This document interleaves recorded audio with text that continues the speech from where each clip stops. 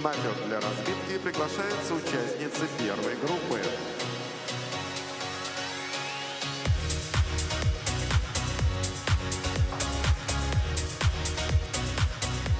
Диана Мельто, Москва. Агата Морозова, Санкт-Петербург. Елизавета Лабутина, Свердловская область. Агата Петрова, Санкт-Петербург. Майя Сарафанова, Москва. Алиса Гориславская, Санкт-Петербург. Разрешена 6-минутная разминка. Ну вот и он, главный старт России для юниоров в этом сезоне первенства страны среди юниоров 2026 года. И соревнования начинаются с короткой программы у девушек. Комментировать для вас эти соревнования будут Василий Соловьев и олимпийская чемпионка Анна Щербакова. Привет, Анечка. Привет, Вася. Всем привет, дорогие друзья. Как я рада, что мы вместе с вами будем смотреть этот захватывающий турнир. Я не сомневаюсь, что он будет именно таким, потому что мы с вами шаг за шагом наблюдали, как юниоры проходят этапы Гран-при, и сколько сложных элементов они показывают, как они прогрессируют. И вот кульминация сезона первенства России, так что я уверена, что это будет жарко. Это обязано быть жарко. Скажи, пожалуйста, вот чем юниорские соревнования отличаются от взрослых? Может быть, там более дружественная атмосфера, может быть, это больше состояние праздника, или все сразу по-взрослому и давайте биться до посинения, что называется? Мне кажется, что у юниоров порой еще больше ощущается накал страстей, потому что они, наверное, даже более чутко, возможно, могут где-то воспринимать неудачи и намного ответственнее порой подходят к соревнованиям, но при этом у юниоров мы чаще можем видеть, как они идут на риск, потому что все-таки во взрослых, наверное, уже больше идет стратегия, тактика, а здесь порой можно идти ва-банк, рисковать, показывать все, на что ты способен, поэтому это всегда очень такие захватывающие соревнования. Ну а учитывая уровень наших юниоров и особенно юниорок, мы уверены, что это будет потрясающее зрелище, которое вам гарантирует трансляции. Прямее не бывает трансляции Первого канала. И вот сейчас девушки находятся на разминке. Первые 6 участниц, среди которых уже была вам представлена Диана Мельто из школы Светланы Соколовской. Здесь Виталий Бутиков вместе выводит спортсменов на лед. Следующей за ней будет кататься Агата Морозова. Это уже спортсменка из Санкт-Петербурга, которая тренируется у Ольги Ефимовой, Василия Попова. Вот на ваших экранах ее тренер. Все спортсменки отбирались по этапам серии Гран-при. Всех их мы с вами видели на протяжении всего сезона, начиная с середины октября. Следили за каждым их шагом. Первенство определяет состав сборной России. Это очень важно. Также у первенства очень приятный, я бы даже сказал, солидный призовой фонд. Ну а попадание в сборную даже в отсутствие международных соревнований — это тоже очень важное событие для спортсменов, потому что это и государственная поддержка, и статус, и развитие спортсмена, конечно же. На ваших экранах следующая участница Елизавета Лабутина. Несколько участниц здесь проводят уже свое 4-е первенство. Это Плескачева, Принева, Петрова и как раз вот Лабутина. В 4-й раз они уже соревнуются. Да, у Елизаветы не было каких-то высоких результатов именно на этом первенстве. Это ее тренер Антон Сергеевич Киселев на ваших экранах был. Но, тем не менее, она является ветераном этих соревнований и, может быть, сделает какой-то очередной шажок вперед. В конце концов, впереди еще долгая спортивная жизнь, еще и взрослая. Агата Петрова на ваших экранах. Это ученица Алексея Николаевича Мишина.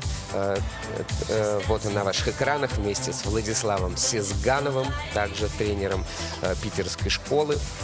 Ну а вообще, кроме ветеранов, здесь еще и 10 дебютантов у нас на этом турнире.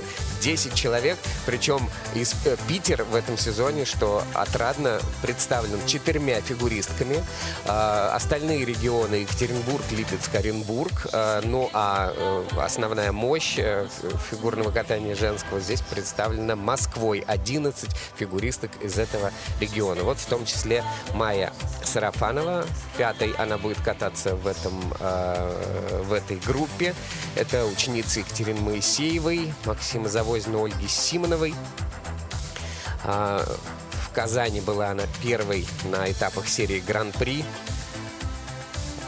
Ну и в завершении этой группы будет кататься еще и Алиса Гориславская, которая тренируется у Виктории и Светланы Казанцевых. Алиса Гориславская тоже представляет Санкт-Петербург.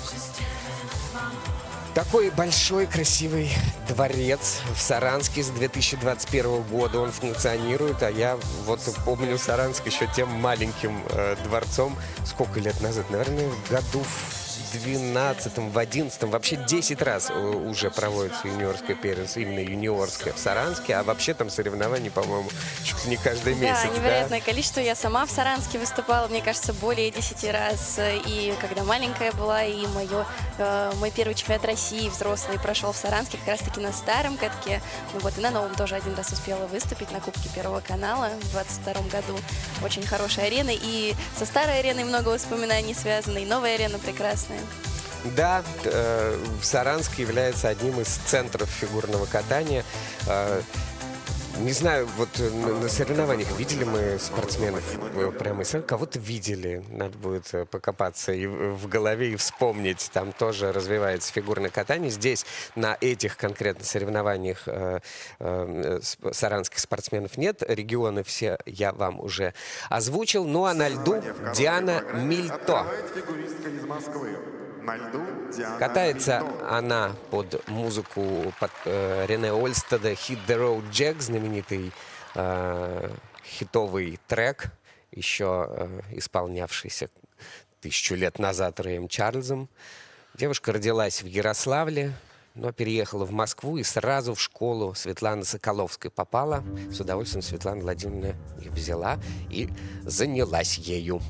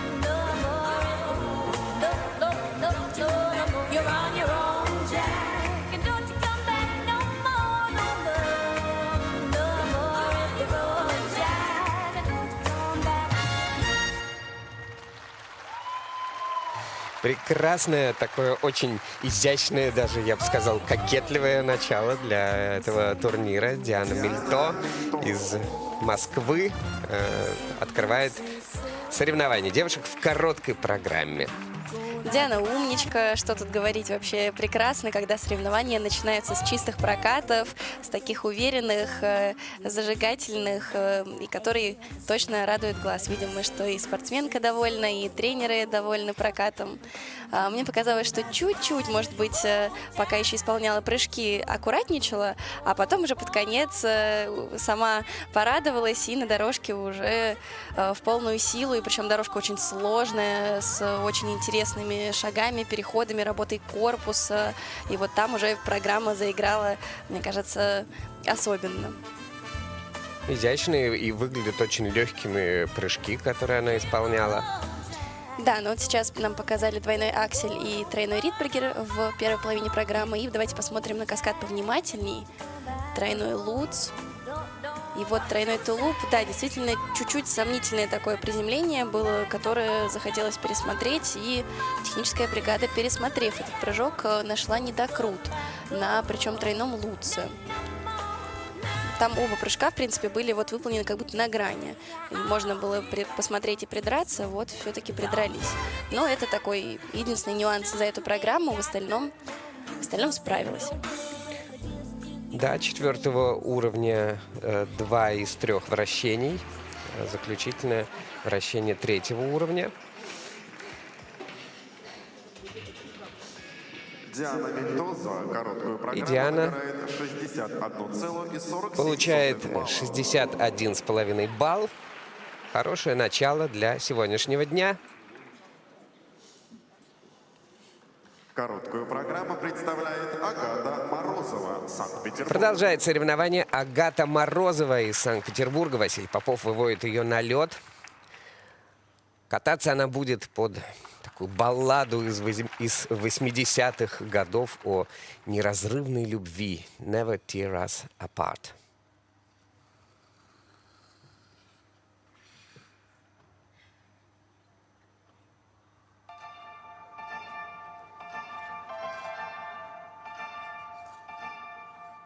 I put a spell on you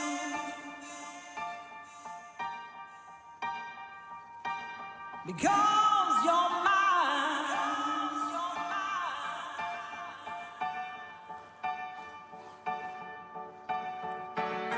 You better stop the things you do.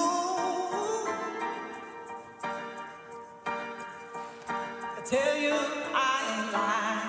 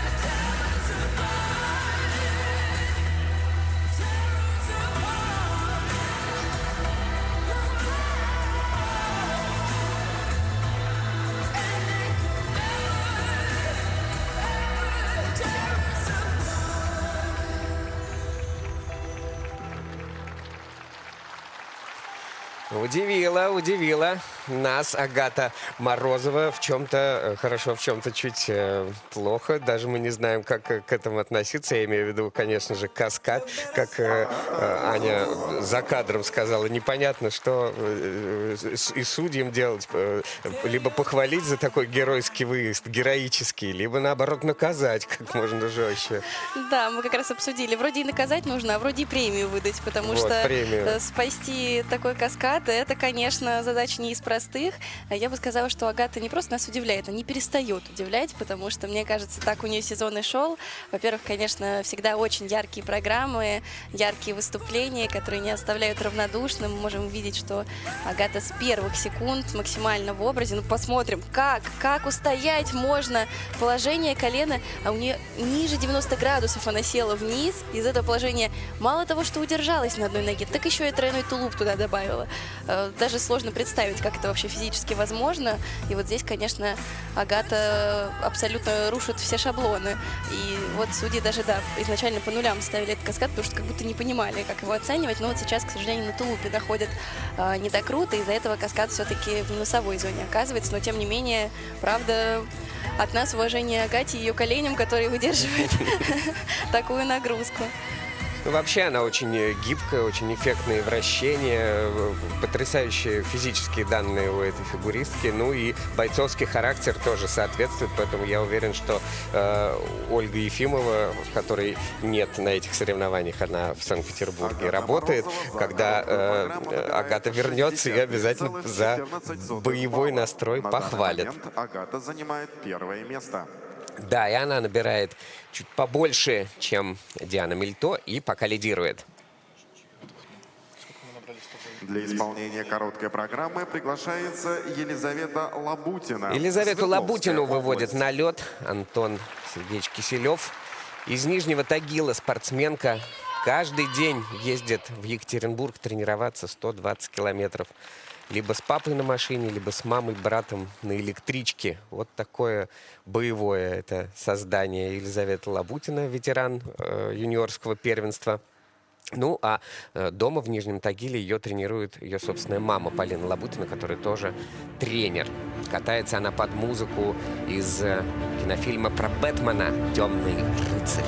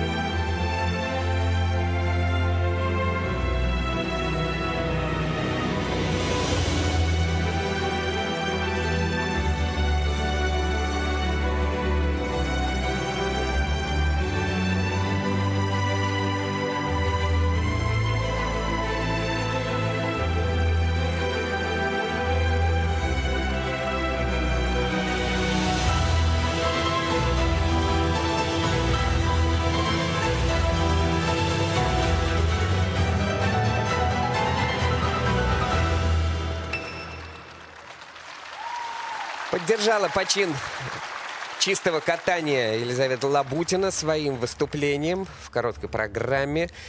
В этом сезоне очень неплохо выступает Елизавета. Кроме 5-го места в Красноярске, она еще и была бронзовым призером на московском этапе, где на 400-й обошла лидера первого дня Плескачеву Лидию. Ну и вот сегодня молодец, в короткой, все хорошо.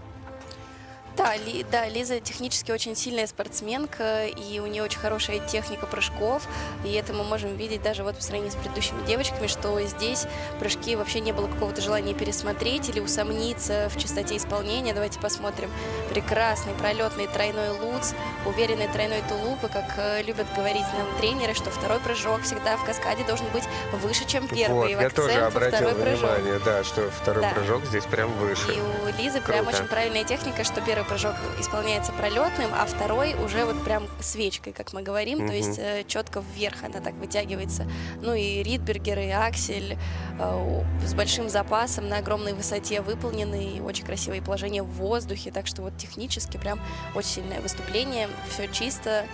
То есть, а первый пролетный прыжок, он гарантирует хорошую скорость на вход на да. следующий прыжок. Задача, да? да, сохранить максимальную скорость для второго прыжка в каскаде, а второй прыжок уже как раз максимально можно в высоту толкнуться. Ну что ж, отлично. Когда такое чистое катание в первый день, то всегда это дает определенный заряд бодрости. Ну, а у судей что? У судей работа простая. Поставил кому-то +1, кому-то +3, кому-то -2, и потом по совокупности этих маленьких сотых балла и вырисовывается какой-то результат. А выбирать судьям, что называется, и не приходится, как раньше по системе 6-0. Просто ставишь то, как в реальности это спортсменка исполнил тот или иной элемент. И как-то вот дальше компьютер это все высчитывает, получается результат. И молодец, Елизавета Лабутина, она лидирует, а вслед за ней выступает Агата Петрова. Сам Алексей Николаевич Мишин выводит ее на лед вместе с Владиславом Сизгановым. Катается она под пение француженки Барбары Прави, которая поет манифест женской идентичности. «Мои руки, мои кости. Кто решил, что есть женщина? Бутон розы, полоска пламени», вопрошает певица.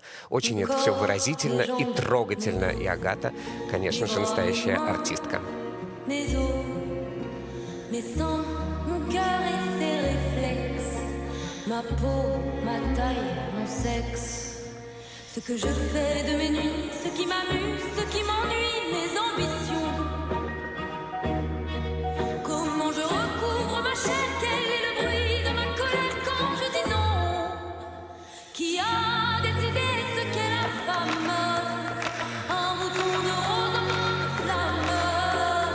Aucun des deux ou bien tout à la fois. La femme, la femme, la femme. Qui a décidé ce qu'est la femme? Ce qu'est la femme. Qui a décidé ce qu'est la femme? Ce qu'est la femme. Mon bruit, ma sueur, mon goût, mes vies, mes morts et mes coups. Dedans, mes veines, le sang qui bout, mes rages, mes colères, mes dégoûts. Qu'on me demande sans cesse qui compose pour moi les mélodies que je redonne. Comme si on n'était pas fini, comme s'il y avait toujours besoin d'un homme. Qui a décidé ce qu'est la femme? Un bouton de rose, un brin de flamme. Aucun des deux ou bien tout à la fois. La femme, la femme, la femme. Qui a décidé ce qu'est la femme? Ce qu'est la femme. Qui a décidé ce qu'est la femme?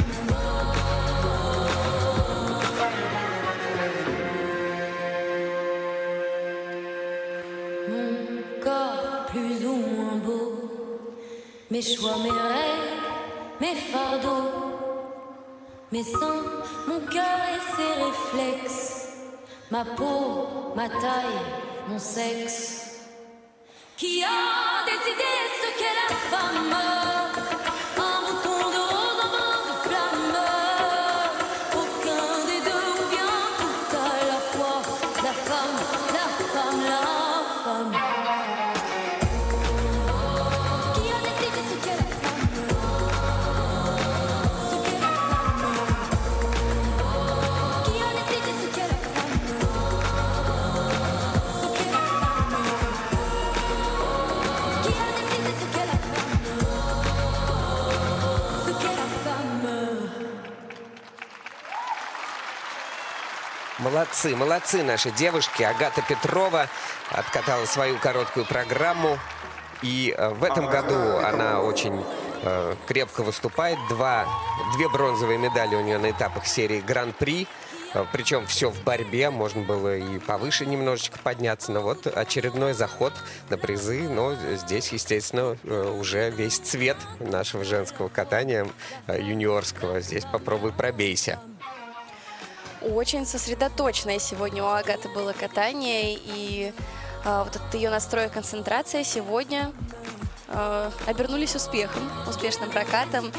Чисто справилась она со своей короткой программой, и технически, опять же, не было никаких вопросов ни к одному элементу. Все прыжки с руками наверх выполнены, все с запасом. Вот сейчас мы увидим после тройного луца, как будто на долю секунды она так себя поймала и сразу же собралась на тройной тулуп. Все смогла сделать прекрасно. Ридбергер уверенный, все вращения 4-го уровня на хорошей скорости, красивые позиции. Дорожка шагов 3-го уровня, что очень высоко для юниорского катания. И дорожка очень понравилась, насколько интересная была работа рук, корпуса, и все это с интересными переходами под музыку очень классно ложилось. Вот, но мне показалось, что сегодня все-таки вот немножко в себе она была, мне не хватило ее глаз. То есть немножко она вот ушла в себя внутрь, и, возможно, сегодня так и нужно было. Может быть, волнение, может быть, вот такой серьезный настрой. Я вот еще обратил внимание по оценкам, что из всех выступивших сейчас 4 девушек у единственной на Луции и Тулупе нет ни восклицательных знаков, ни кьюшек. Она Да, прямо, самая чистая распечатка пока что да, сегодня. сделала. И она лидирует, причем опережает на целых 6 баллов ближайшую преследовницу Короткую Лабутину. программу представляет Майя Сарафанова. Москва. А на льду Майя Сарафанова из Москвы, Екатерина Моисеева, Максим Завозин, ее тренеры выводят на лед эту 14-летнюю спортсменку, которая будет кататься под композицию «Лакримоза». До 6 лет занималась Майя художественной гимнастикой и там выигрывала призы. Но вот в итоге сделала выбор в пользу фигурного катания.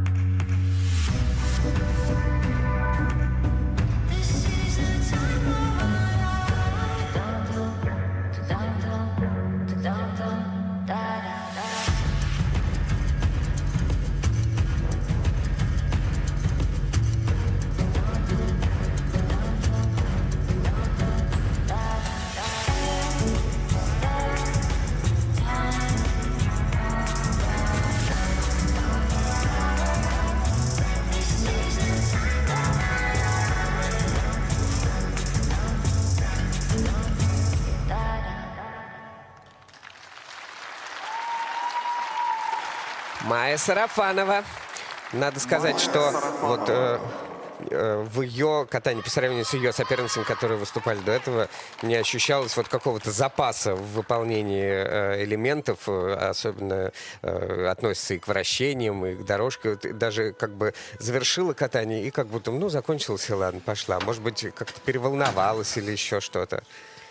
Тебе как показалось? Мне показалось, что да, как будто, выезжая на старт, сильно нервничала Майя, но мне как раз-таки очень понравилось, что во время проката можно было наблюдать живые эмоции, как от волнения это переходит Потихонечку уже, да, как ее избавляется. отпускает, как она начинает более ярко показывать эмоции в своей программе. Начала вот она с двойного акселя. В принципе, программа хореографически очень интересно поставлена, но действительно вот какое-то время, пока исполнялись прыжки, Майя была очень сосредоточена. И вот каскад тройной тулуп, да, мне кажется, он был выполнен без запаса, и хотелось бы, да, пересмотреть замедленный повтор, но тулуп чуть-чуть не дотолкнулась, она высоты немножко не хватило, и из-за этого находит недокрут на тулупе, но зато после этого, как она полетела, и как в дорожке заулыбалась, как начала отыгрывать свою музыку, очень классно, очень она пластичная, умудряется в дорожке выполнять сложные повороты коньком, при этом корпусом, очень интересно уходить в разные прогибы, так что это очень впечатляет.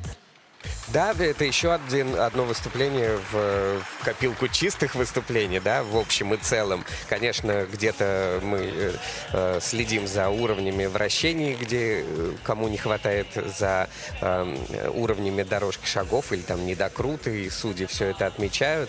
Но, безусловно, спортсменка тоже очень техничная и очень легкая. Мне просто вот не хватило как-то, чтобы в завершении, ну, было ощущение, что это была программа. Она так вот докаталась, так и пошла куда-то. Немножко, может, выдохнула из-за того, что все это волнение наконец-то отпустило. И можно быть довольной, что эта программа в общем и целом получилась. В любом случае, мы симпатизируем. И Майе тоже, как и всем остальным участницам. Все, конечно, большие молодцы. А Майя пока что на последнем месте с отставанием в 7,5 баллов от лидера. Выступление первой группы В завершении Алиса первой группы Гориславская, на Санкт-Петербург. ваших экранах Алиса Гориславская, Виктория и Светлана Казанцевы тренируют Алису. Катается она под народную итальянскую песню, символ сопротивления фашизму во время Второй мировой войны. «Прощай, красавица», «Белла Чао». Ну и спортсменка эта запоминающаяся, есть у нее элементы, которые не делает больше никто из других участниц.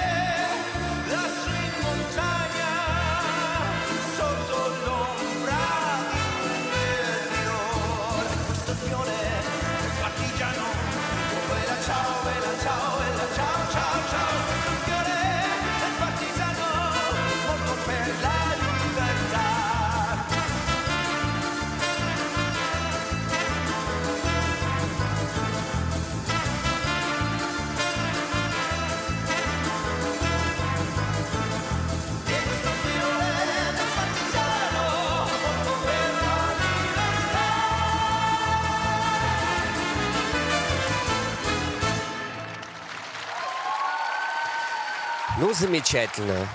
Поздравляем всех с началом этих соревнований. Первая группа прям на вылет, в хорошем смысле этого слова, как ракеты, с потрясающими эмоциями. Все чистенько, все довольны. Как я люблю видеть счастливых людей по окончании катания. Да, это прекрасно. Все девочки из этой разминки порадовали нас своими прокатами. Все откатались безошибочно, не считая каких-то технических, да, там, недокрута или, может быть, сомнительного ребра. А так никаких не было ошибок, которые вот прям девочки сами совершили. Помарок на прыжках не было. Вот с чем мы их и поздравляем, собственно, в короткой программе. Ну а если говорить про Алису, то, как мы сказали, и до проката эта спортсменка запоминается. Вот сейчас на ваших экранах элемент, который на данный момент на соревнованиях, мне кажется, исполняет только Алиса. Больше сейчас я ни у кого такого не видела. Внутренний кораблик. И, в принципе, в течение всей программы видно, насколько Алиса пластична и насколько ей вот ее занятия гимнастикой помогли в фигурном катании запоминаться. Потому что, да, как она руками проводит через голову вот этот кораблик, это все определенно уже стало ее фишкой. И это очень классно, когда ты можешь чем-то выделиться. Потому что в короткой программе все-таки у девочек у всех одинаковый набор. Вот первая группа все исполнили каскад, тройной луз, тройной тулуп, тройной ридбергер и двойной аксель. Это одинаковый набор. И, конечно, здесь можно выделяться именно программами, постановками, эмоциями, как это цепляет зрителя. И я уверена, что Алиса с этой задачей прекрасно справляется. Ну и, конечно же, при наличии чистого катания, да, чтобы была какая-то база, с которой можно работать. Отыгрывает и перчаточки свои, и с Викторией Владимировной в Кисенкрай. Они смотрят на оценки, и это второй результат. Чуть побольше, чем у Лабутиной, но на 6,5 баллов меньше, чем у Агаты Петровой. А впереди вторая группа участниц. На лед для разминки приглашаются участницы второй группы.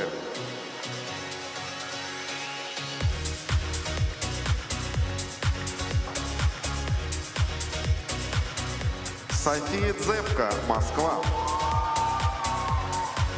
Алена Принева, Москва. Елена Костылева, Московская область. Арина Ореховская, Оренбургская область. Виктория Стрельцова, Москва. София Сарновская, Москва. Разрешена 6-минутная разминка. Во второй группе участниц на первенстве России по фигурному катанию 2026 года мы увидим, кстати, спортсменок, единственные из заявившихся в этом соревновании, которые собираются в короткой программе исполнять тройной аксель. Это Стрельцова и Костылева. В каскаде они будут делать тройной аксель, ну и потом уже обязательный двойной аксель. Такой у них план на эти соревнования. Посмотрим, как они его будут выполнять. Ведь это же довольно-таки рискованная вещь. Если ты не исполнил аксель, ты остаешься без каскада. Если ты его не сделал, то есть там у юниоров, куча да, повторений очень еще. Сложные правила в этом смысле. Нельзя исполнять тройной аксель вместо двойного акселя. Так и двойной аксель — это обязательный прыжок. Да. У нас есть два обязательных прыжка: двойной аксель и тройной ридбергер, и каскад из тройных прыжков. Соответственно, вот здесь есть поле для маневра, и девочки идут на этот риск, исполняют тройной аксель в каскаде с тройным тулупом, что не приносит таких огромных надбавок по сравнению с тем же, например, каскадом тройной луз, тройной тулуп. Внезапно Такое сейчас бывает. София Дзепка. Да, главное посмеяться над этим. Немножко Может быть, иногда запуталась. такие, кстати говоря, ситуации немножко могут взбодрить. Бывает такое, что немножко в прострации где-то витаешь. Ну, Екатерина Моисеева, мне кажется, так немножко сдержала эмоции, отвернулась. Думаю, что вообще происходит. Интересно. Но да, тройной аксель — это большой риск, потому что при ошибке на нем очень много теряешь, а при этом при даже чистом исполнении это буквально преимущество около 1 балла, учитывая, что этот каскад зачастую исполняется в первой половине, да, каскад тройного устроения тулуп во второй половине. Но это вот тоже возможность показать, что ты сильнее, показать, что ты можешь больше, и сразу к тебе будут серьезнее относиться. Первой будет кататься София Дзепка, которую мы уже с вами немножечко обсудили из-за ее такого внезапного кульбита на льду. София бронзовый призер прошлогоднего первенства. Выиграла в этом сезоне 2 этапа серии Гран-при. За Днепр будет кататься Алена Принева, ученица Этери Тутберидзе. Здесь Сергей Дудаков выводит ее на лед. Алена Принева также катается на своем 4-м первенстве в жизни. Ну, в прошлом году была только 6-й. В этом году призов на этапах серии Гран-при тоже не взяла.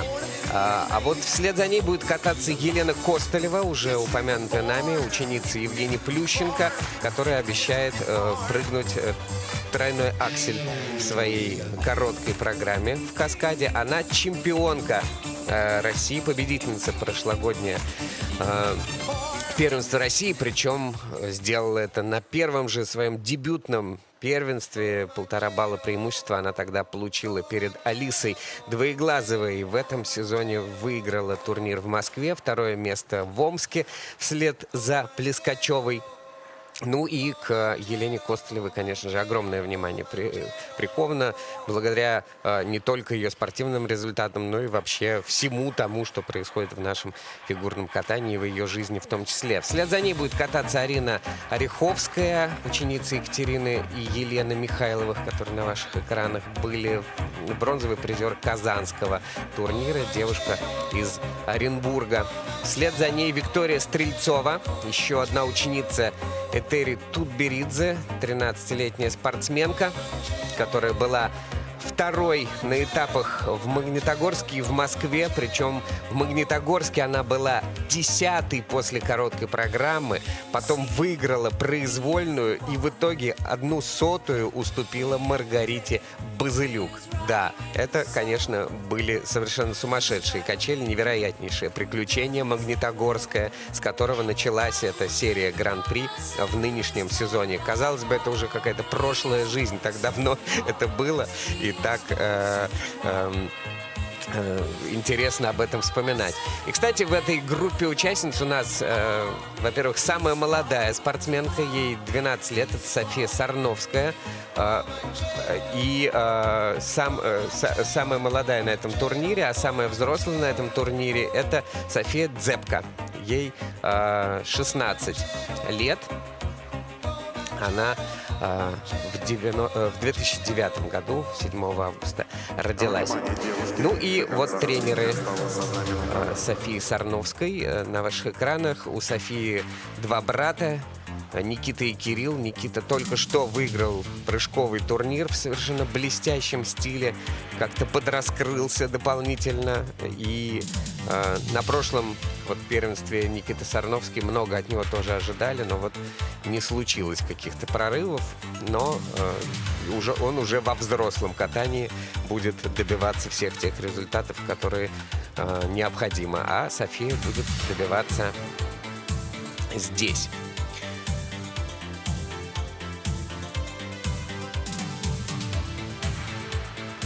Все девушки исключительно яркие, интересные.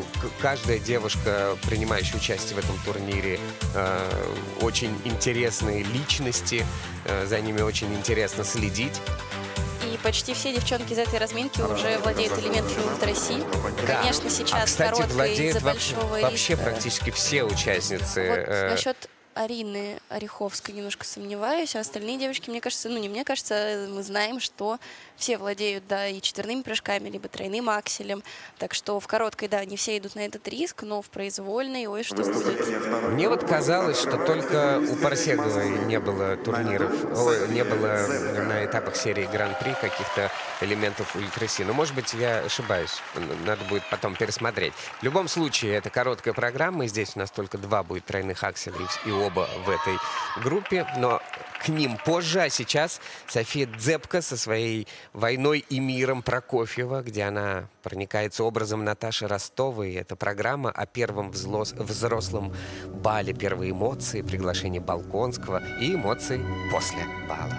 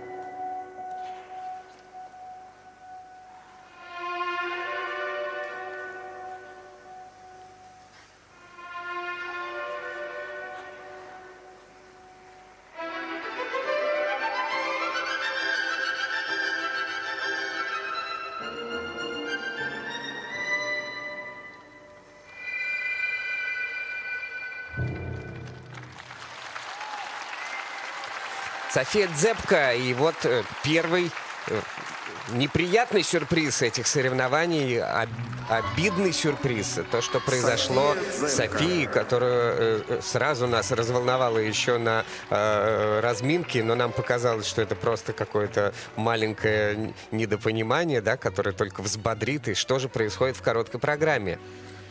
Обидно, ужасно обидно, потому что, думаю, это ни для кого не секрет, что София была одной из претенденток на самые высокие места. И, конечно, в короткой программе с такой ошибкой, оставшись без каскада, будет очень трудно дальше бороться с россыпью четверных прыжков, которые будут произвольные. Действительно, мы на 6-минутной разминке увидели, что на ровном месте случилось падение, и предположили, что иногда бывает такое, что это может как-то взбодрить, наоборот, тебя в тонус привести. Но, возможно, это все-таки был знак, что что-то сегодня не так. Я еще где-то в середине программы обратила внимание, что немножко, мне кажется, да, София как-то чуть в себе была, возможно, нервничала, возможно, что-то не так было в тренировочном процессе, да, и это как-то сказалось, потому что Луц, вот она сразу в него пошла, ну, то есть это не тот прыжок, который можно было выехать, нам, к сожалению, сейчас не очень удачно повтор показали, не видно было конек, но мне кажется, что вот сразу не дотолкнулась и как будто сразу шла падать, вот настрой был «еду ошибаться». Вот иногда такое бывает, тут вопрос, какие-то ли сложности были в подготовке или просто переволновалась. По-разному бывает, но самое главное все-таки, что короткая программа – это никогда не повод раньше времени опускать руки, это всегда повод в произвольной программе все изменить, перевернуть в свою пользу, в свою сторону и исправить ситуацию. И уверена, что София сможет это сделать. Она сейчас умничка, держится, не расстраивается, так что я уверена, что завтра с боевым настроем ворвется в произвольную. Но опять же нужно смотреть по баллам, как будет происходить. Да, сейчас у нее 8 баллов отставания от Агаты Петровой, но что такое 8 баллов и как кто будет кататься завтра в произвольной программе, это еще Да, просто очень близкие неизвестно. результаты. По местам она очень сильно съехала, но настолько близкие баллы, что все еще может решиться в произвольной. Алена Принева на льду, ученица Этери Тутберидзе, Сергея Дудакова, Даниила Глихенгауза. Катается под трек «Большой транжира» из мюзикла «Милая Чарити». Кинематографическая, декадентская атмосфера ночного клуба и песня о шарме и красоте, перед которыми никто не может стоять.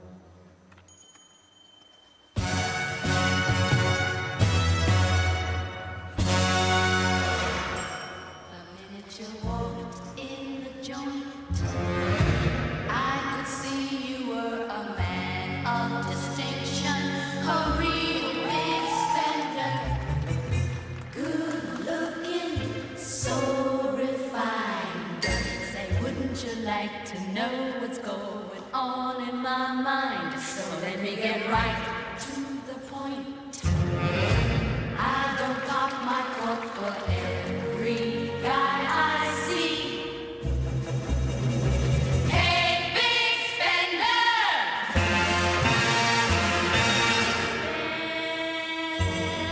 Spend a little time with me. Do you wanna have fun? Fun, fun. How's about a few fun laughs? Fun laughs, fun laughs, fun laughs, fun laughs. Good times.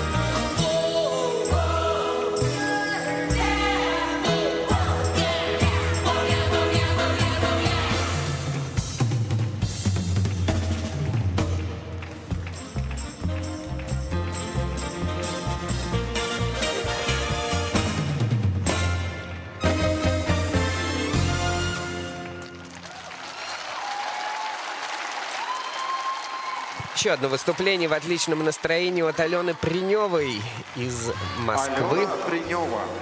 из школы Тутберидзе. Алена сегодня зажгла в своей короткой программе.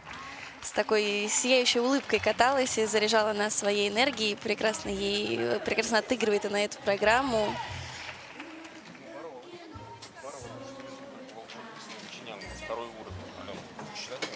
Ругается Сергей Викторович наверное, на дорожку, да? Нет, он говорит, Или на вращение? как так можно, чинян, второй уровень. чинян, ну, на вращение. Да, прыжок во вращение.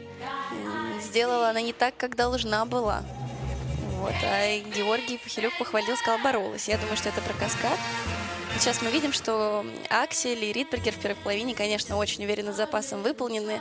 И во второй половине на каскаде луц-ту-луп мне лично показалось, что можно Алене сильно увереннее в него идти, потому что эти прыжки не составляют особого труда. Алена и четверной луц умеет прыгать. И вот мы видим, что луц, ну как будто чуть-чуть она засомневалась на секунду в своих силах, но натренированность ее не дала ей ошибиться, и она все-таки сделала уверенно этот каскад. Молодец.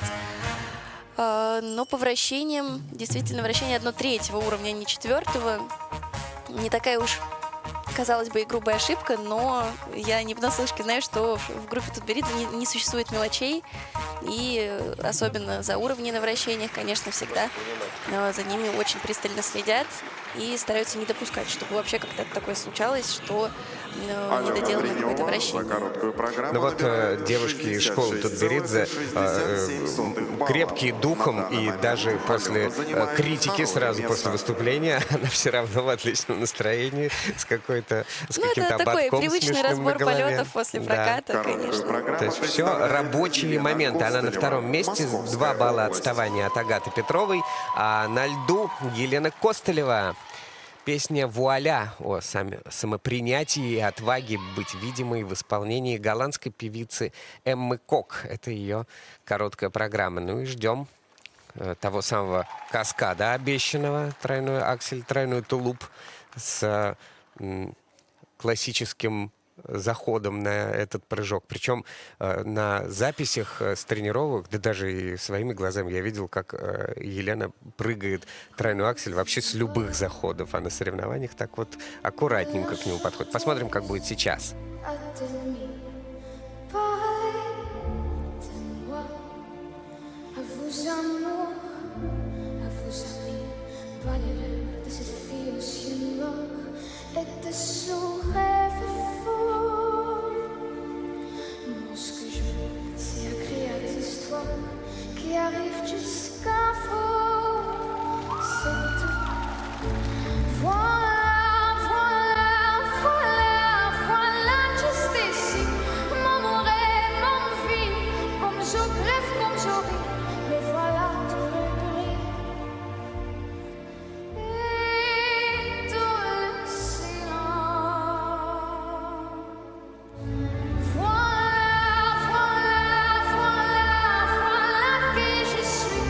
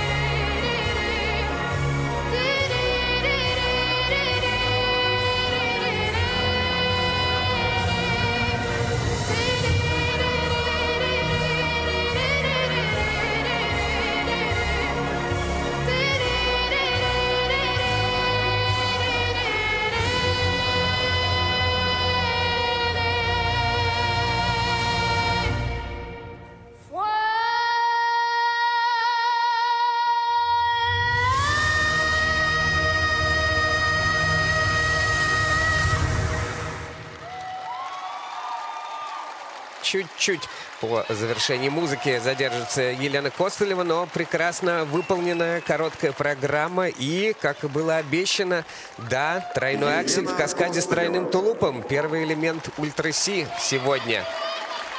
Лена сегодня умничка, и за каскад прям поборолась, прям вытащила его на характере.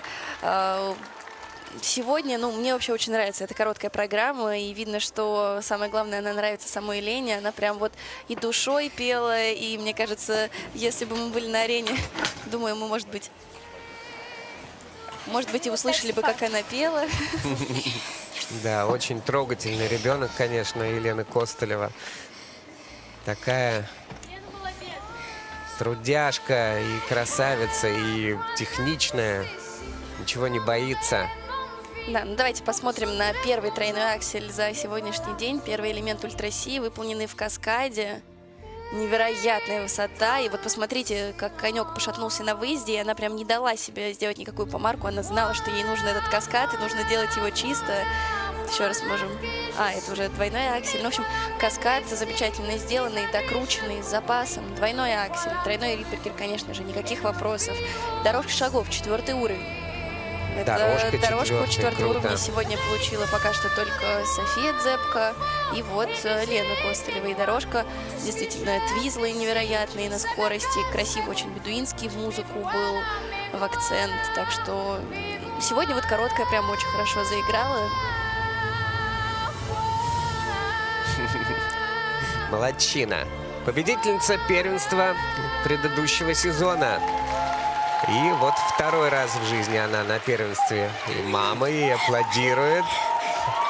Довольна, довольна, довольна. Елена Костылева за короткую И программу тренерский штаб набирает так сразу 71,16 встрепенулся. Мама довольна, балла. все хорошо. На данный момент Первое Елена место, занимает конечно же, первое и место. вопрос отрыва Агаты Петровой. Она опережает Агату Петрову на 2,5 балла. Соревнования в короткой программе продолжает Арина Ореховская. Арина Ореховская, Оренбургская область. ученица Елены Екатерины Михайловых, катается в короткой программе под композицию, которая называется «Пляска смерти» «Данс Макабр».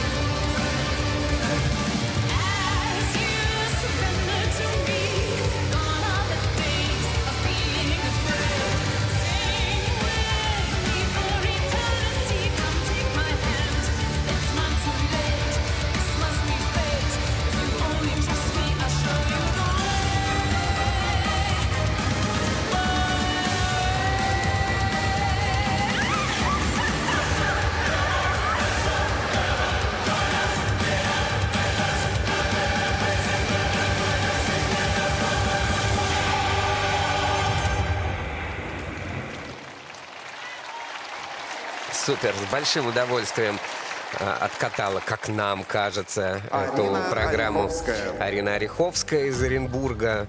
Много вот видел, слышал, читал ее интервью, где она говорит: я не хочу переезжать ни в Москву, ни в Санкт-Петербург. Я и в Оренбурге стану чемпионкой, вот увидите. Ну и является первой фигуристкой Оренбурга, которая в том числе и четверные прыжки старается делать.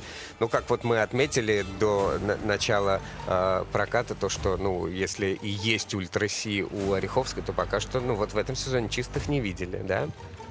Да, но первенство России – это старт, на котором все стараются подойти в максимальной форме, так что пожелаем, чтобы завтра, если вдруг Арина пойдет на этот сложнейший элемент, чтобы он обязательно удался. Четверной луц она обычно Да. делает. Сразу отмечу, что Арина первая спортсменка, у кого все элементы пока стоят 4-го уровня, все вращения Класс. и дорожка шагов. За дорожку получить 4-й уровень, это дорогого стоит, и еще и удержать все вращения на 4-й уровень. Пока что первая спортсменка, кому это удалось.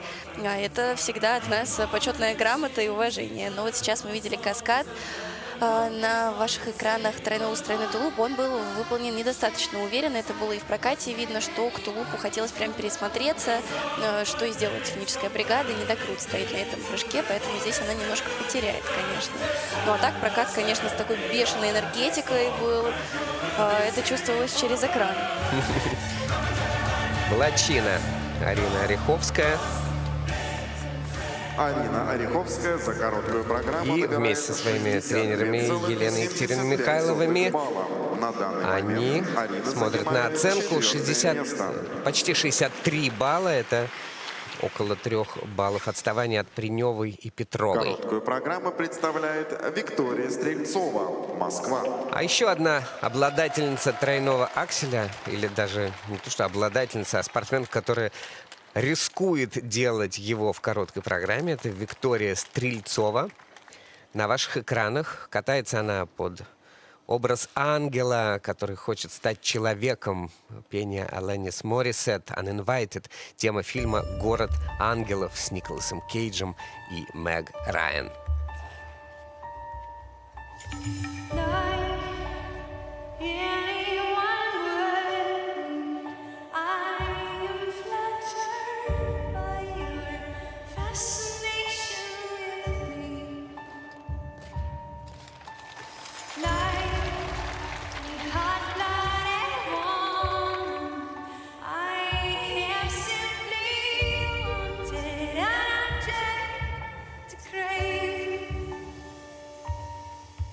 But you're not alone. You're uninvited, unfortunate slide.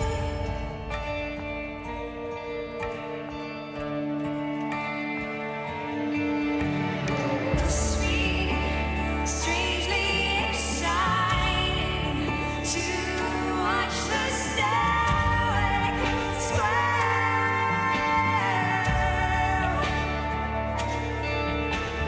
Must be somewhat hard-telling to watch him burn.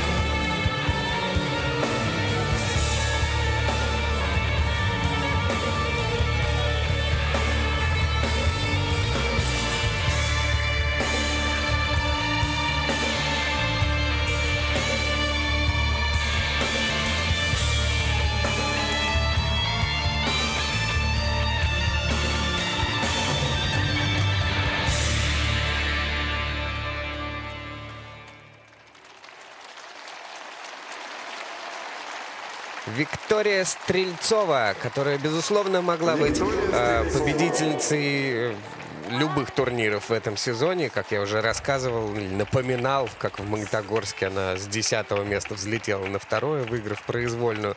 Ну вот, было 2 серебра у нее в этом году. Ну, а сейчас очень чисто и очень качественно она исполнила свою короткую программу. Вижу, правда, вот судьи не то чтобы ставят ей там какие-то головокружительные плюсы, но сплошные плюсы. Да, Вика, конечно, невероятный талант, и у нее какие-то сногсшибательные прыжковые данные. И, наверное, здесь, да, такая...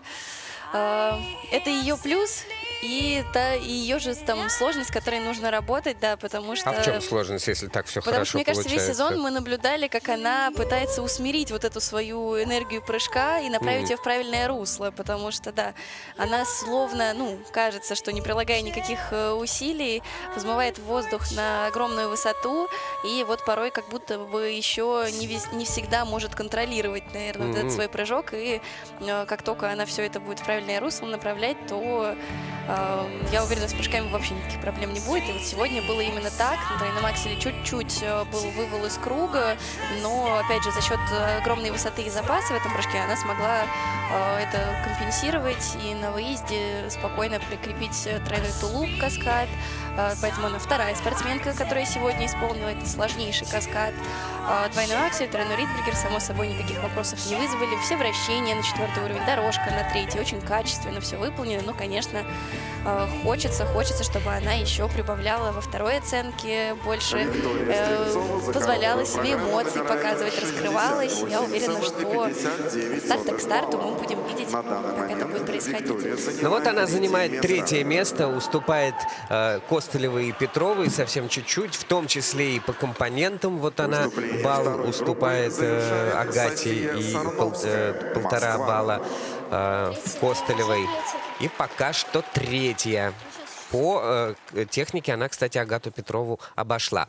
А на льду София Сарновская, как уже было сказано, самая молодая спортсменка в этом турнире, ученица Евгения Плющенко, Дмитрия Михайлова, Сергея Алексеева. И катается она в образе маленького лебедя. Как она сама говорит, вот люблю катать что-то спокойное и пластичное.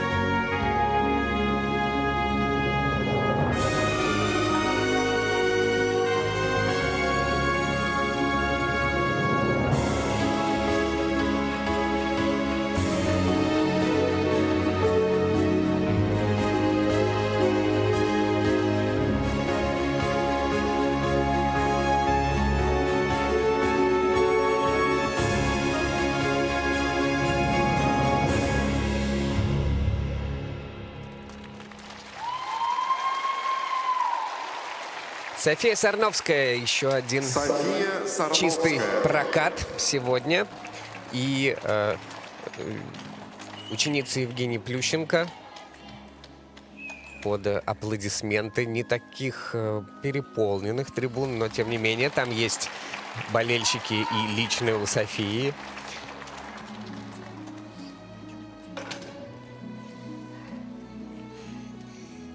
Что показывает Евгений? Думаю, что, конечно, обсуждают сейчас каскад, тройной ус, тройной тулуп. Мне показалось, что очень сильно нервничала сегодня София. Она тоже обладает элементами ультра-си, и тройным акселем, и четверным прыжком. Поэтому, собственно, к тройным, очевидно, вопросов никаких быть не должно, и выполняет она их уверенно, стабильно. А вот здесь как будто виделось немного такой вот зажим, и из-за чего каскад тройной ус, тройной тулуп был выполнен не самым уверенным образом. Ну, тем не менее, все было выполнено, и для нее это лишь первое первенство России, так что как раз она набирается опыта. Я уверена, что дальше уже будет намного увереннее выходить на соревнования. Давайте посмотрим. Видите, немножко из круга вылетела, потом вроде бы обратно вернула себя на нужную дугу, добавила тулуп, и тулуп, наверное, немножко она не дотолкнулась. Были у меня сомнения по докруту, но техническая бригада ставит все чисто, только неясное ребро на луце, поэтому каскад не так много надбавок получает, но тем не менее это чистая распечатка, все в плюсовой зоне, и она тоже становится спортсменкой, обладательницей 4-го уровня за дорожку шагов. То есть это как будто отличительная особенность Это такой ангелов Плющенко показатель сегодня. высокого уровня. Да. У кого только? У Костылевой и у Софии Сарновской? Дзепки еще. У Дзепки еще Да. был. Все, значит, не только у Плющенко учат 4-му уровню дорожки. София Сарновская за короткую программу набирает в завершении 66,7 второй группы балла. участниц На данный момент София Сарновская занимает получает 66 5-е баллов. место. Это совсем чуть-чуть отставание от Объявляется Алены Приневой. технический перерыв 5-е для место. подготовки льда. И объявляется После заливка небольшого льда. Мы перерыва вернемся продолжим наше соревнование. совсем скоро для того, чтобы Третья посмотреть группа участниц. третью группу участниц в короткой программе первенства юниоров России. На лед для разминки приглашаются участницы третьей разминки.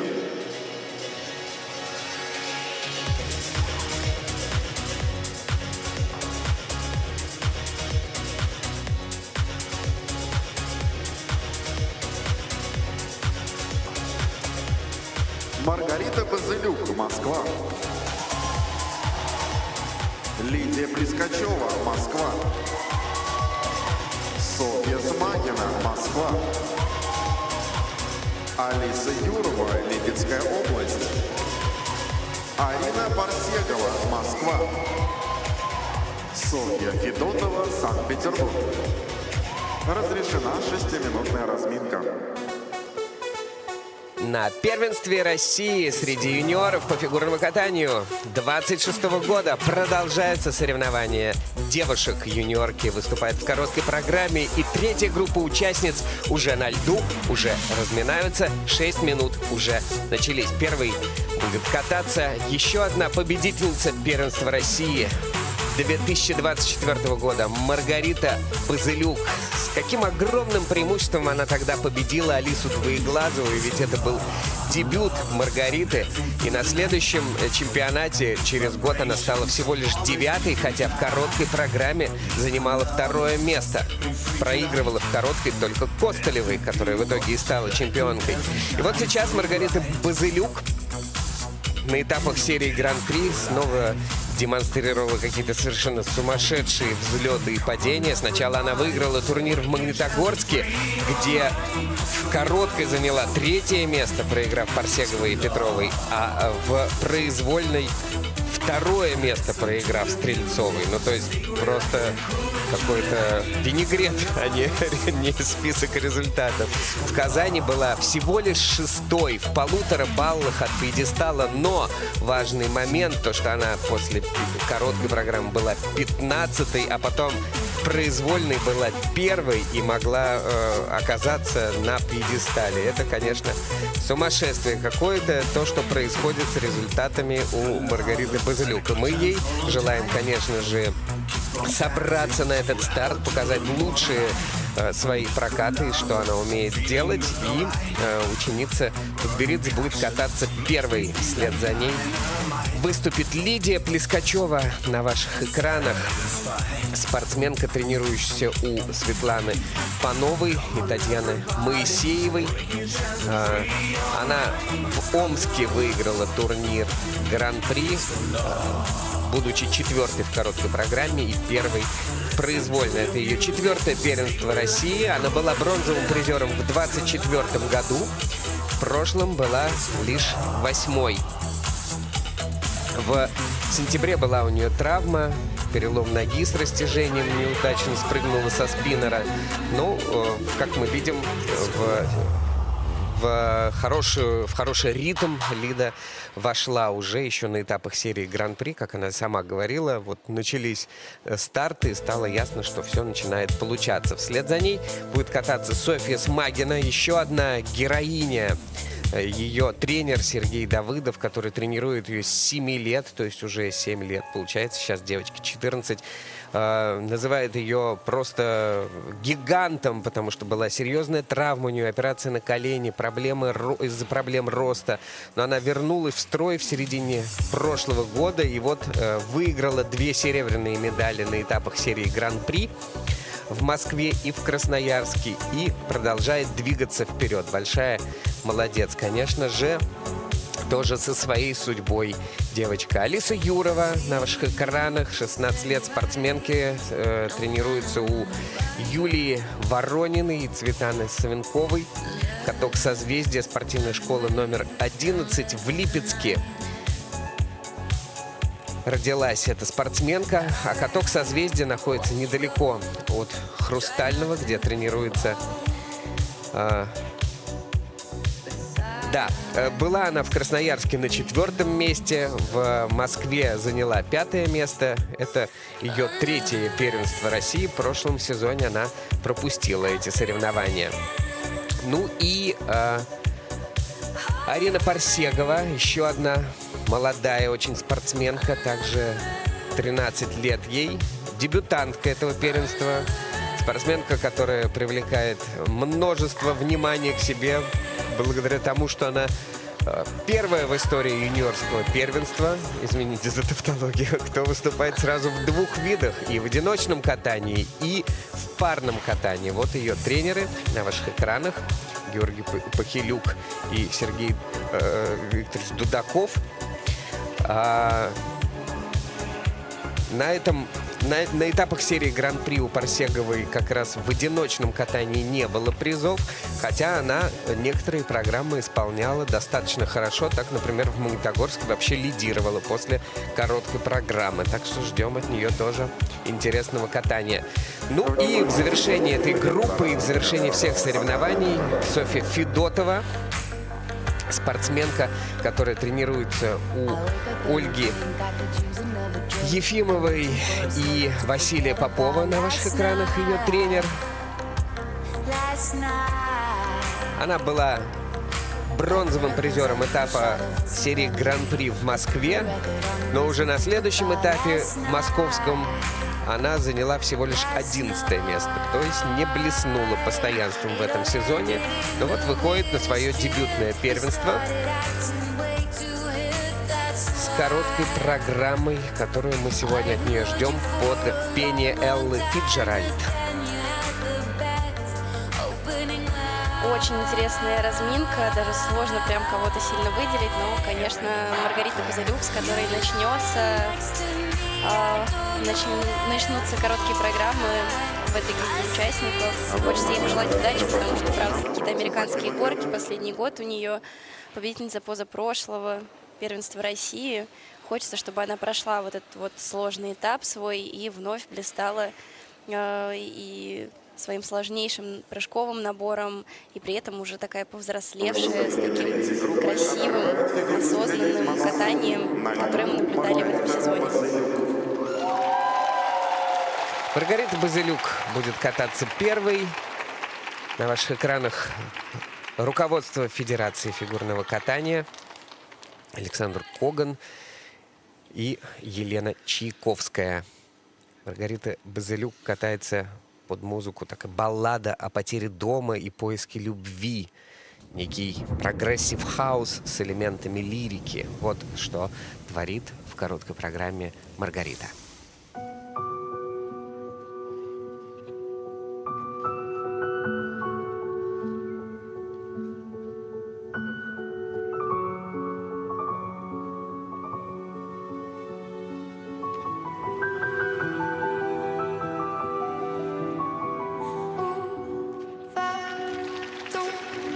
Quand on de maison, les fleurs sous le béton, maman dis-moi où va-t-on? Est-ce qu'un jour on s'élément ou est-ce qu'on fait semblant tout le temps? Vers le cœur quand on se perd dans les doutes et les hivers. Pourquoi les gens se ressemblent? Est-ce qu'on finit par voir ce qu'on a sans? Maman, dis-le moi.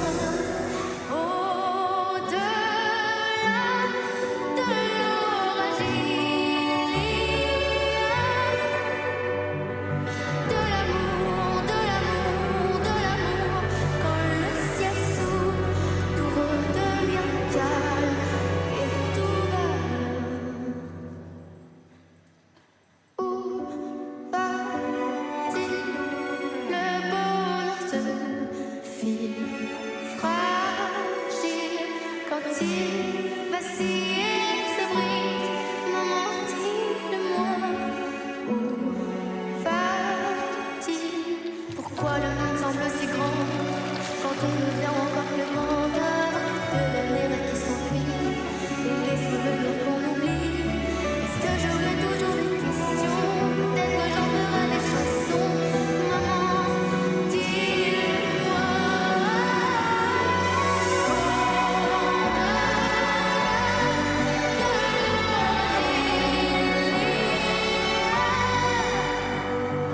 De l'amour, de l'amour, de l'amour. Quand le ciel s'ouvre, tout redevient calme et tout va bien.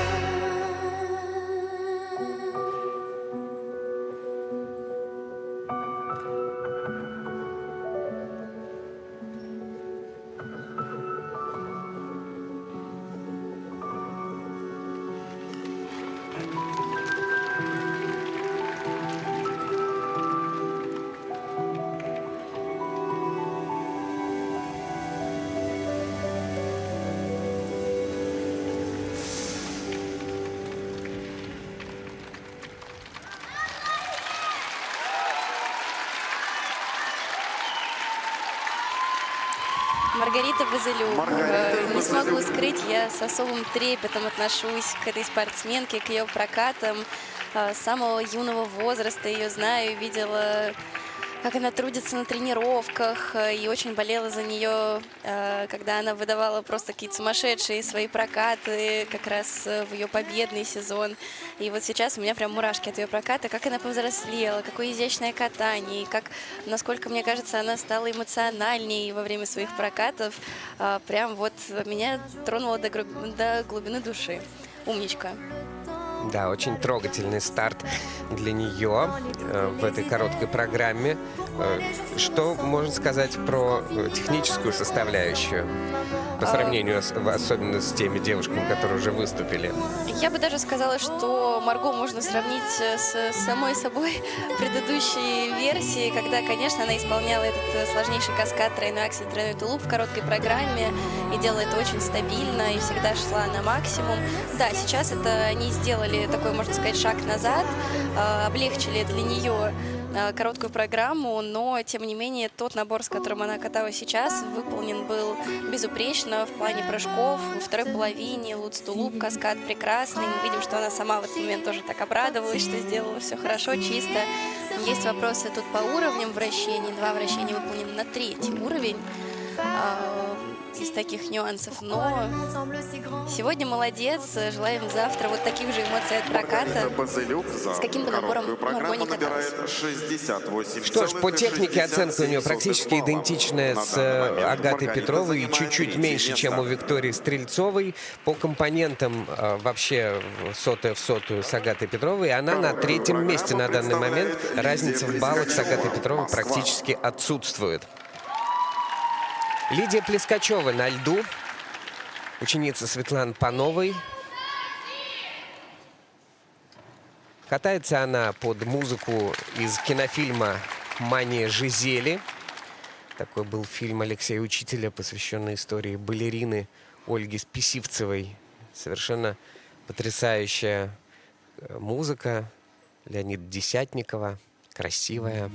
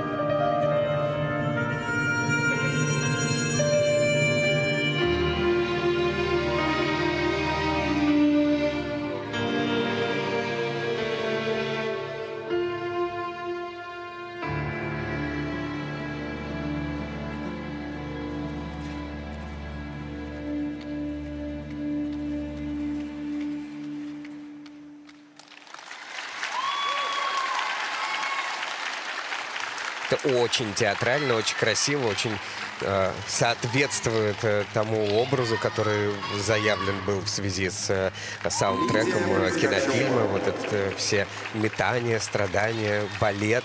Прям очень красиво. Мы даже пару раз ахнули. Да, очень завораживает короткая программа Лиды. В произвольной она зачастую берет более такую зажигательную, яркую, игривую музыку, которая, видимо, ей вот этого драйва придает, в том числе элементов ультраси. А в короткой она предстает совершенно с другой стороны, абсолютно разноплановые у нее программы. И вот в дорожке прям искусство настоящее было, словно кружево плела прям вот своими коньками. Прям засмотрелись мы.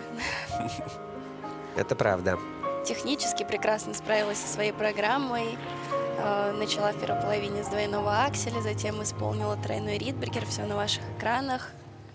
Никаких вопросов. Вращение вот третьего уровня, которое мы сейчас видим. нюансов. Каскад во второй половине, тройной луз, тройной тулуп, с руками наверх. Очень музыкально был исполнен в том числе. Да, хорошие надбавки получает Дида за этот прыжок.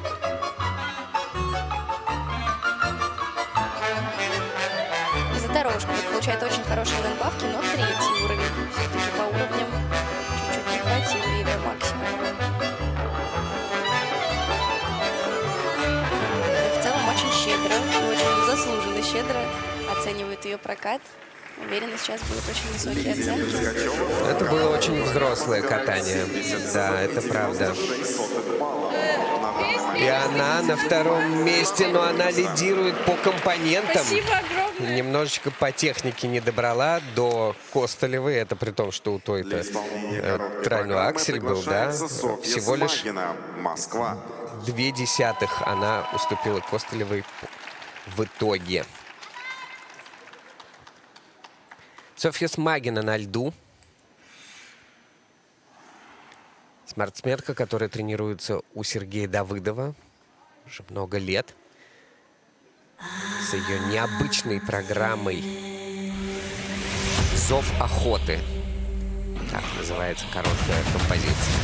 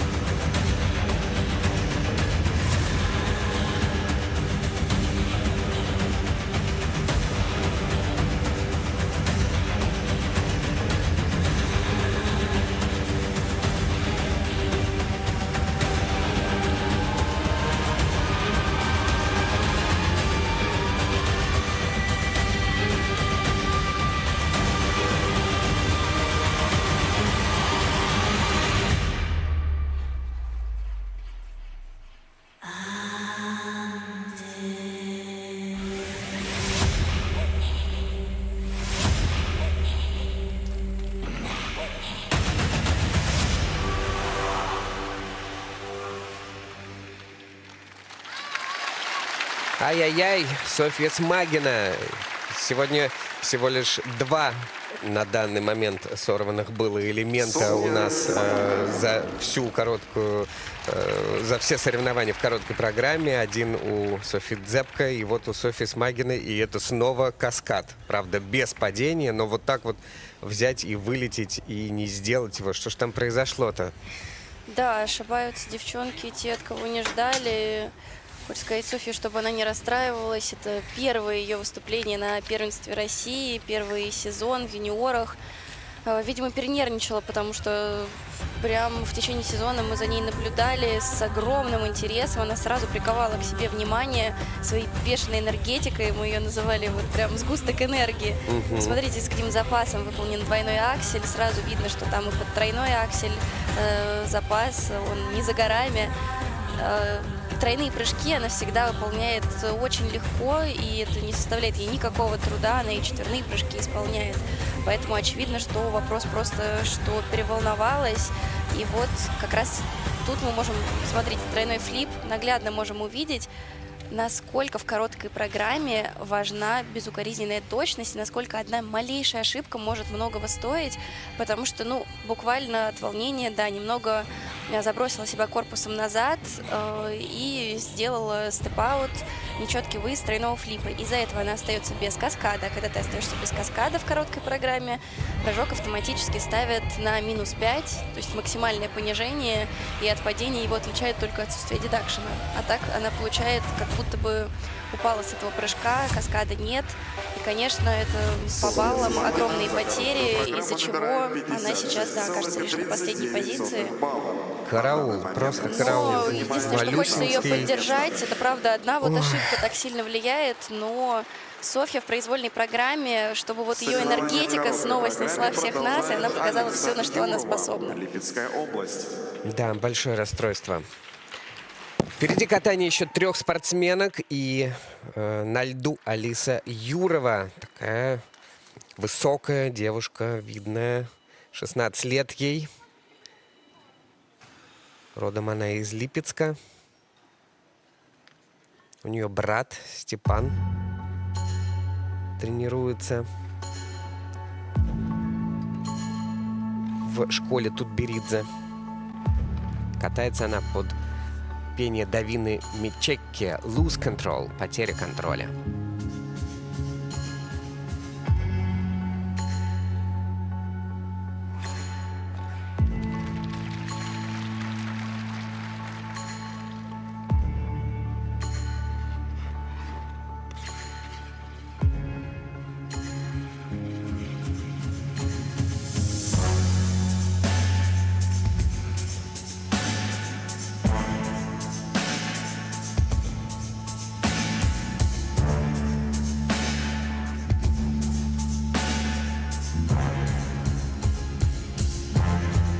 Don't you know I lose control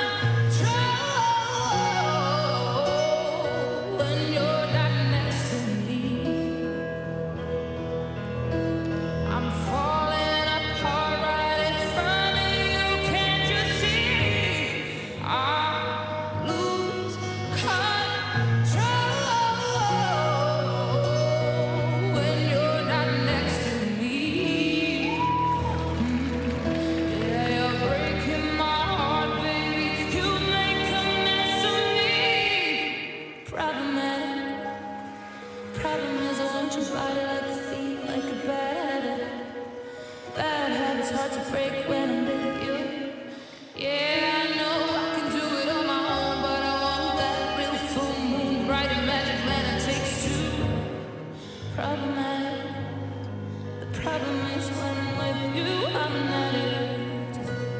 And I need some relief. My skin and your teeth can't see the forest through the trees. Got me down on my knees, darling, please. Oh, I lose control when you're not next to me. I'm falling apart right in front of you. Can't you see? I lose control when you're not next to me. Yeah, you're breaking my heart, baby. You make a mess of me.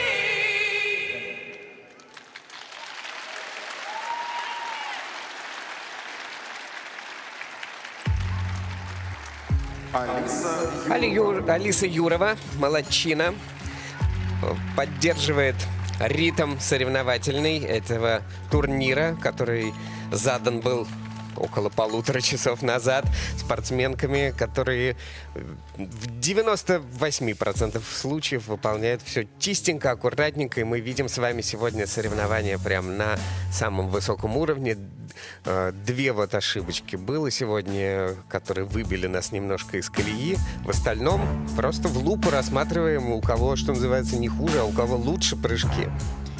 Да, Алиса держит этот высокий уровень, который сегодня задали девочки, уровень чистых прокатов. Поначалу показалось, что немножко не в ногах она, потому что Ридбергер очень неплотная была группировка, немножко ее так в воздухе в разные стороны как будто бы растаскивала, но тем не менее удержалась и дальше собралась. И каскад вот во второй половине, видим, выполнен, может быть, не самым легчайшим образом, в борьбе немножко, но это тоже очень ценно, порой еще более ценно для самого спортсмена, показывает характер, так что Алиса молодец и тоже становится той самой спортсменкой, которая сегодня получает 4-й уровень за дорожку шагов. Уже 4-я, да, спортсменка за сегодня? Да. Вот так Липецк. Алиса Юрова за короткую программу набирает 63,6 И она на 8-м месте. балла. Вот примерно здесь бы и оказалась Софья Смагина. Плюс 8 баллов бы получила за свой каскад. И оказалось бы примерно здесь же. Но Софья замыкает список участниц. Алиса Юрова оказывается вот на такой заслуженной позиции. Хорошо. Арина Парсегова, предпоследняя участница по списку, но, наверное, не по значению. Как я уже говорил, короткую программу она тоже иногда умеет исполнять так, что прям занимает 1-е место в любом составе. Катается она под такую необычную композицию. Джунгли шумят.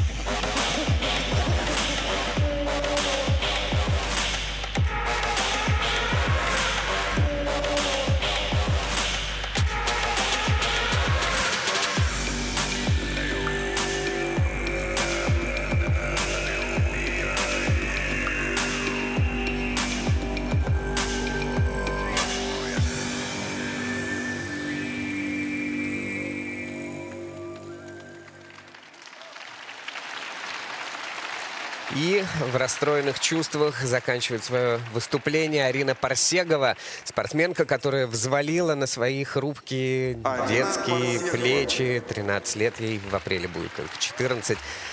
Выступление сразу в двух видах. В один из дней ей придется катать и произвольную программу в одиночном катании, и короткую в парном. Это, конечно, испытание. Ну, вот на что делать ставку, интересно, да, при таком... Ой-ой-ой, расстроилась наша девочка. Ариша, не расстраивайся так. Конечно, да, ошибки бывают, это опыт, тем более, что правда, невероятная нагрузка выступать сразу в двух видах. Арина в этом смысле первопроходец такой, на себе все это испытывает. Конечно, это сложно, но ошибки случаются, да, и порой и порастраиваться чуть-чуть можно, выпустить эмоции, но главное долго на этих ошибках не зацикливаться, двигаться вперед, тем более, что соревнования в другом виде у Ариши еще даже не начались.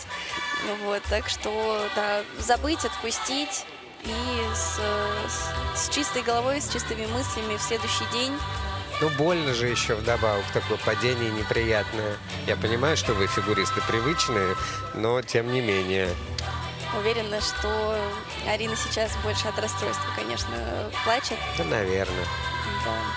Но главное, правда, отпустить, забыть, и в новый день с новыми силами, и все обязательно получится.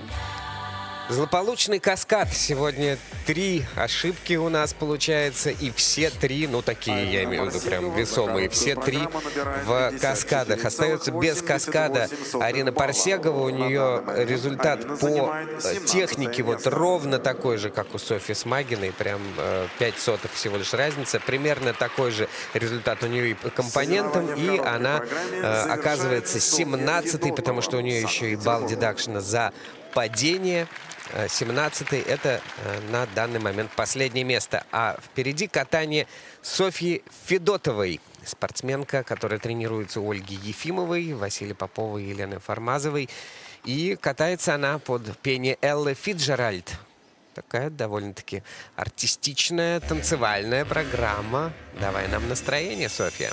I know a secluded place, a place where no one knows your face, a glass of wine, a fast embrace. It's called Hernando's Hideaway. Ole.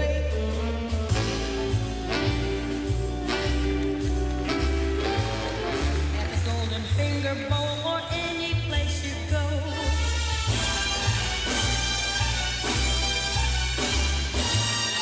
you will meet your Uncle Max and everyone you know.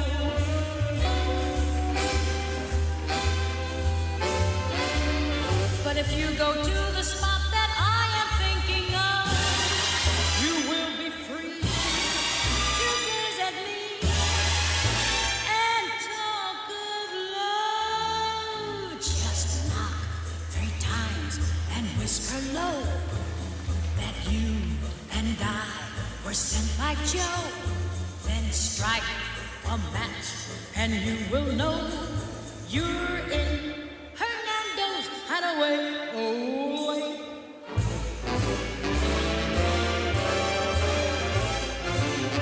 I know a dumb, dark, secluded place,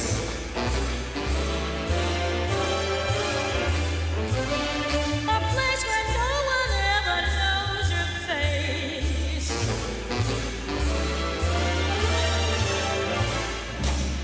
wine is fine in the fast embrace.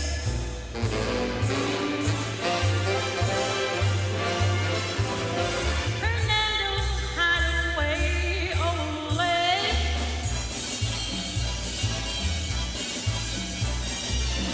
At the Golden Finger Bowl or any place you go,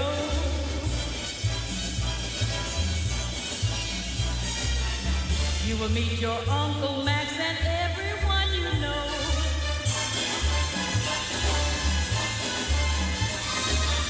But if you go to the spot that I am thinking of, you will be free to gaze at me and talk of love. 3 times and whisper low that you and I were sent by Joe.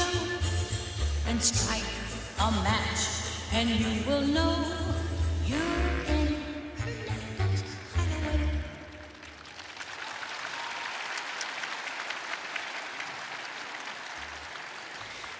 Софья Федотова.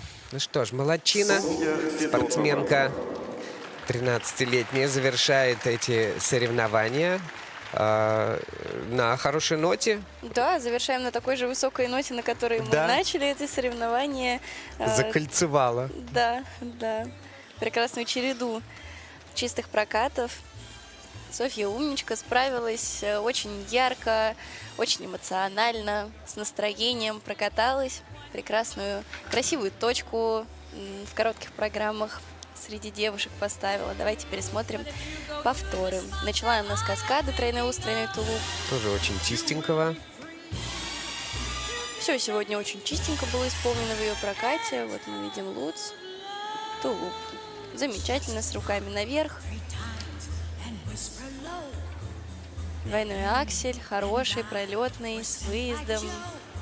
Then strike a match and you will know you're in Hernando's. Понравилось, что не уходила в себя, взглядом прям вот и на судей, и на зрителей, отыгрывала программу.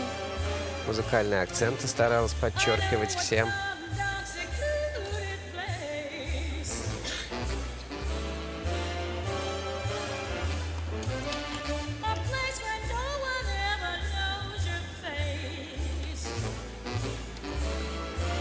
Видим закон прекрасный, на 4-й уровень исполненный, с хорошими надбавками, так как в такой практически максимальный прогиб ушла. Очень такое вот хорошее, чистое, качественное катание. Вот не придраться. Софья Федотова Так и за есть. короткую программу И набирает пусть вас не смущает то, что она находится на 8-м месте, все-таки очень маленький отрыв, особенно от первой группы участниц завтрашней, да, от 6-го места.